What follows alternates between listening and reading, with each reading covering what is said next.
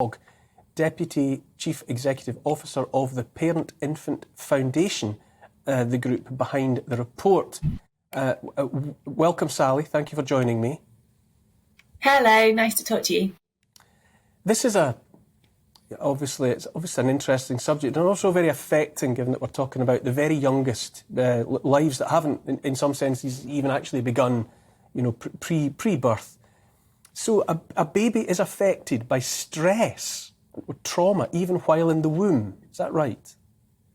Yeah, so there's evidence now that shows that when mums have high levels of stress or mental health problems in pregnancy, that can affect the chemical composition that babies are exposed to in the womb, and that affects babies developing stress response systems, which influences when they're then born how they respond to the world around them. And so, for example, one study showed that if mums were in the 15% of the population with the highest levels of stress in pregnancy, it doubled the chance of their baby having a mental health problem when they're a teenager. What I really want to get across is that this is it's about increased risk. So it's not saying that every baby who has a stressed mum is kind of predetermined to have awful things happen to them. There's lots of things over the course of our lives that affect our well-being and our resilience. So I don't want anyone listening to think, oh gosh, my life chances or my child's life chances are damaged. But it's in the population, it's really increasing the risk. And the important message is we can do something about that, which is why we're calling on the government for action.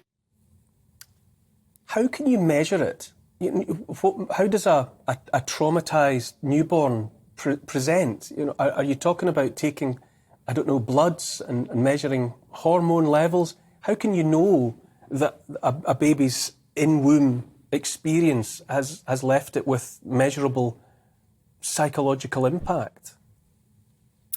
Well, we don't know some of these things until later, but there are things we can see in babies who have been exposed to high levels of stress and trauma in their lives. So one example is that babies they're born ready to connect. If you look at a little baby, they'll very often look at the face of grown-ups around them. They're trying to make those relationships.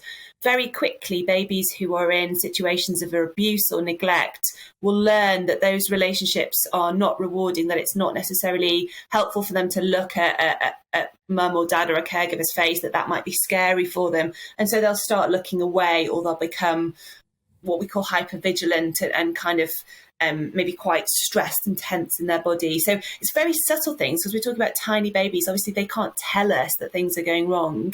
But when we've got skilled professionals, they can often see in very early babies' relationship, the behaviour and their relationships and how they interact with people, something's not quite right here.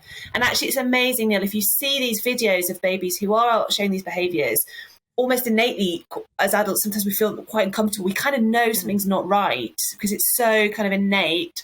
But our skilled professionals can say, actually, this baby is telling us that they've experienced something difficult and that they need that help.